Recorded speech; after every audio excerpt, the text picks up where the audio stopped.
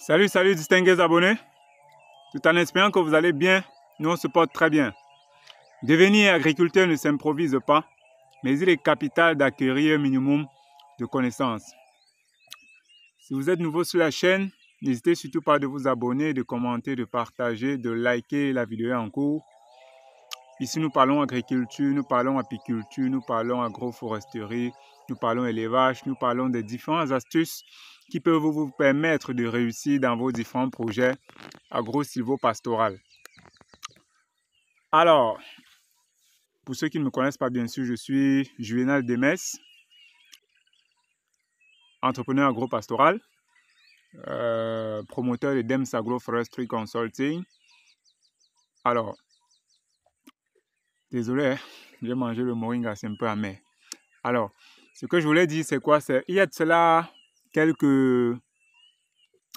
3 semaines, nous avons publié une vidéo où on présentait l'utilisation de l'urine humaine en agriculture. Nous avons présenté à l'ouest du Cameroun un papa dans mon village qui a utilisé l'urine humaine pour fertiliser son champ de maïs.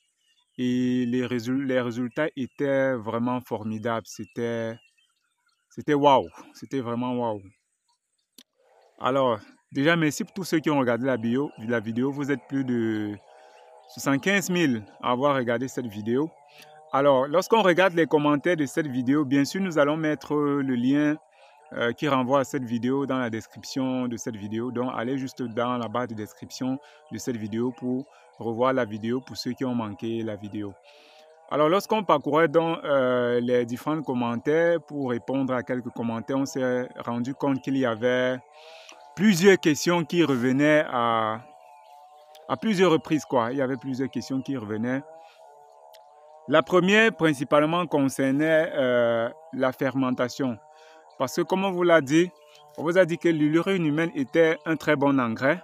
Que ce soit l'urine humaine, que ce soit l'urine de lapin. L'urine, en général, contient beaucoup d'azote, donc c'est un très bon fertilisant. Alors, beaucoup demandaient comment est-ce qu'on doit fermenter. Lorsque vous avez collecté vos urines ou les urines des lapins et autres, pour fermenter cette urine, il vous suffit de mettre dans un récipient. Ça peut être un bidon de 10 litres, ça peut être un bidon de 20 litres, ça peut être un seau qui sera vraiment hermétique, quoi. Quand vous allez collecter, vous allez laisser fermenter pendant 21 jours. C'est vrai, en fonction des types d'utilisation, la durée peut être réduite, par exemple, même à 2-3 jours, par exemple, même à 5 jours. Bref, il faudra bien fermenter et puis le mélanger à de l'eau avant de pulvériser sur les cultures. Beaucoup ont demandé quelle quantité d'urine pour quelle quantité d'eau. Alors, nous vous recommandons d'utiliser, par exemple, pour 1 litre d'urine, vous allez diluer avec 10 litres d'eau. Je dis bien, pour 1 litre d'urine, vous allez diluer avec 10 litres d'eau. Ça veut dire quoi? Pour un pulvérisateur comme celui qui est derrière moi de 16 litres, vous pouvez pratiquement mettre 1,5 litre pour 15 litres pour que ce pulvérisateur soit complet, quoi. Ça veut dire vous allez mettre un peu d'eau à l'intérieur, vous y ajoutez 1,5 litre d'urine déjà fermentée, puis vous allez rajouter de l'eau pour que le mélange soit vraiment homogène et puis vous allez bien secouer pour que ce soit vraiment homogène et puis vous allez l'appliquer sur les cultures. L'une des questions également qui revenait, c'était comment l'appliquer sur les cultures. Est-ce qu'on doit verser au pied des cultures ou on va verser sur les feuilles? Bien sûr, lorsque c'est, comme on a dit, c'est liquide, vous avez par exemple que ce soit un pulvérisateur comme ce qui est derrière moi ou un autre beaucoup plus petit, il vous suffit de pulvériser sur les feuilles des cultures. Alors, l'autre question également, la troisième question qui revenait en permanence, c'était de savoir quelle fréquence d'utilisation on doit traiter les plantes avec. Alors, nous pouvons vous recommander de l'utiliser 1 fois par semaine. Ça veut dire si vous appliquez l'urine humaine cette semaine, vous attendez jusqu'à la semaine prochaine pour traiter encore vos cultures. Dans ce sens, ça sont les différents éléments qui peuvent davantage vous mener à bien appliquer, bien traiter. Beaucoup demandaient également, comme on a dit déjà, comment fermenter. Je vous rappelle également que préparez-vous parce que ça sent beaucoup. Donc, il faudra vraiment avoir votre cache-nez. Vous allez mettre fermenter cela. Quand vous collectez, vous allez mettre cela éloigné d'où on circule beaucoup. Ou si vous rangez vos choses dans les magasins, non. Ça doit être vraiment dans un endroit, on va dire, isolé. Vous portez des gants, vous portez un cache-nez, vous portez même des lunettes pour être beaucoup plus propre, quoi. Il y a aussi une autre question qui revenait à répétition selon laquelle on utilise l'urine de qui? Est-ce que c'est pour une personne qui est malade, c'est pour une personne qui est en santé? Moi, je vais tout simplement dire que on est tous des malades qui s'ignorent. Ça veut dire, j'ai pris l'exemple, par exemple, dans la vidéo au Kenya, où il y a déjà même une structure qui collecte en achetant, bien sûr, les urines. C'est-à-dire, quand ils achètent, par exemple, vous venez vendre vos urines chez eux. Ils ne vont pas vous demander si vous êtes malade ou pas. Vous-même, vous pouvez être même malade, mais vous ignorez que vous êtes malade. Donc, la question selon laquelle est-ce que c'est pour quelqu'un qui est malade, c'est pour quelqu'un qui est sain. Si vous avez la chance d'identifier quelqu'un qui est malade, tant mieux, ne collectez pas ses urines. Mais il est assez difficile de faire la distinction entre celui qui est malade et celui qui est en bonne santé pour collecter ou pas les urines. Donc, rassurez-vous également que vous êtes bien protégé, c'est-à-dire vous avez votre cache-nez, votre gant de protection et même des masques en fait. Parce que ça sent vraiment. Donc, vous n'allez pas mettre ça dans un magasin où il y a d'autres éléments, où vous circulez beaucoup, où les enfants passent, et ainsi de suite, parce que ça sent beaucoup et ce n'est pas bon.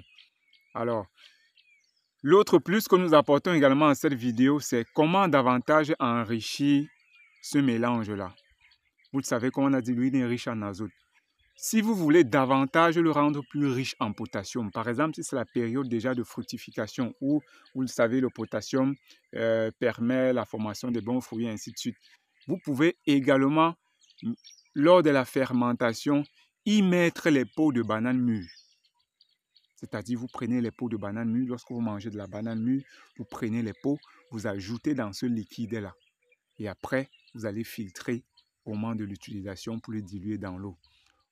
Hormis la banane mûre, les peaux de banane mûre, vous pouvez également utiliser la cendre. Oui, je dis bien la cendre de cuisine. Ça veut dire pour ceux qui font la cuisine avec du feu de bois, vous allez au niveau des foyers, là, vous prélevez la cendre, vous mélangez avec cette urine-là que vous fermentez 3 à 4 jours. Après cela, vous le diluez également dans l'eau parce que la cendre est également très riche en potassium. Donc voilà des petites astuces qui peuvent davantage vous permettre de réduire l'utilisation des engrais chimiques dans vos plantations et pouvoir manger sain. Parce que vous le savez, tous les jours, il y a des maladies. Tout ça est dû à notre alimentation. Battons-nous non seulement à réduire les coûts de production, mais également à manger bio, à manger de la bonne nourriture. Donc, c'était ce qu'on voulait partager avec vous.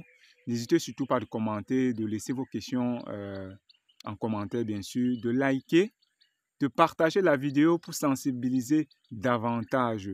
Il y en a qui n'ont pas de l'argent et qui veulent se lancer en agriculture. Ils se disent, oh, je n'ai pas d'argent, comment je vais faire? Il n'y a pas l'argent des engrais, je ne peux pas me lancer. Non, si vous avez déjà un lopon de terre, vous pouvez utiliser des petites astuces. Ce que la nature nous a donné.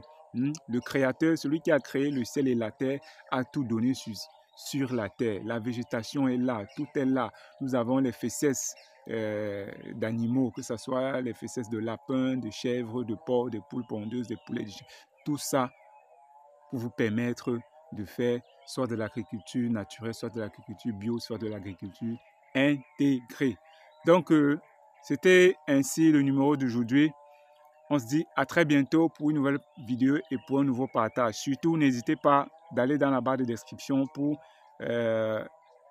voir le lien de la vidéo précédente concernant l'utilisation de l'urine humaine ou de l'urine en général. Allez, à très bientôt.